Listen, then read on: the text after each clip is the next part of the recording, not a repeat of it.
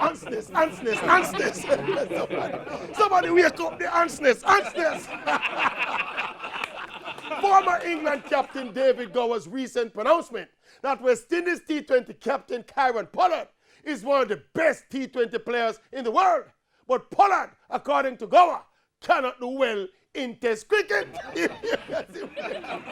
wake up the ansners. Fundamentally though, I think David Gower is wrong. Kieron Pollard is athletic enough. He's skilled enough. He has enough of the fundamentals of the game covered that if he so desired, he could be brilliant at Test cricket. Even more fundamentally though, is that I don't think Kieron Pollard has any burning desire to be good at Test cricket. Being one of the best T20 players in the world, Pollard earns millions of dollars in franchise cricket.